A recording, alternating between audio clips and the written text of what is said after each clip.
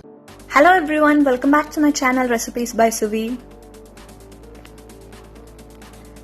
இன்னைக்கு நம்ம பார்க்க போற simple and easy vegetable sandwich இது எப்படி பண்றதுன்னு வாங்க பார்க்கலாம். ஒரு பவுல்ல பொடியா நறுக்கி வச்சிருக்க பெரிய வெங்காயம் 1/2 கப் ஆட் பண்ணிக்கோங்க. அடுத்து பொடியா நறுக்கி வச்சிருக்க தக்காளி 1 கப் ஆட் பண்ணிக்கோங்க. வெங்காயம் 1 எடுத்தீங்கன்னா தக்காளி 2 எடுத்துக்கோங்க, அப்ப டேஸ்ட் நல்லா இருக்கும். அடுத்து இதெல்லாம் பொடியா நறுக்கி வச்சிருக்க பச்சை மிளகாய் 1 ஆட் பண்ணிக்கிறேன். டேஸ்ட்டுக்கு தகுந்த மாதிரி உப்பு ஆட் பண்ணிக்கோங்க. அடுத்து 1/4 teaspoon red chilli powder. Already பச்சை மிளகால காரம் இருக்கு. அடுத்து 1 டீஸ்பூன் லெமன் புளிஞ்சுக்கோங்க.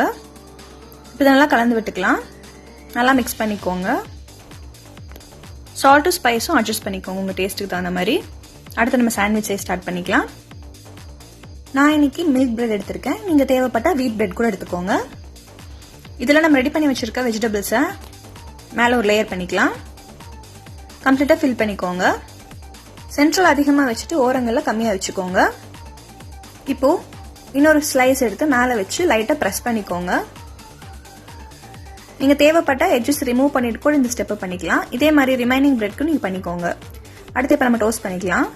ஒரு தவால பட்டர் ஆட் பண்ணிக்கோங்க. பட்டர் நல்லா மெல்ட் ஆனதுக்கு அப்புறம் நம்ம ரெடி பண்ணி வச்சிருக்க பிரெட் எடுத்து மேல வச்சிடலாம். ஃப்ளேமை மீடியம்ல வச்சுக்கோங்க. நல்லா கோல்டன் ப்ரௌன் கலர் ஆகிற வரைக்கும் நம்ம குக் பண்ணிக்கலாம். இப்போ ஒரு 3 மினிட்ஸ் ஆயிடுச்சு. நான் திருப்பி போடுறேன். நல்லா பர்ஃபெக்ட் கோல்டன் ப்ரௌன் கலர்ல இருக்கு. திருப்பி போடுறப்போ பார்த்து திருப்பி போடுங்க. ரெண்டு பக்கமும் இதே மாதிரி நல்லா கோல்டன் ப்ரௌன் கலர்ல டோஸ்ட் பண்ணிக்கோங்க. பட்டர் இல்லைன்னா கீல டோஸ்ட் பண்ணிக்கோங்க. இப்போ நல்லா கிறிஸ்பியா ரெடி ஆயிடுச்சு.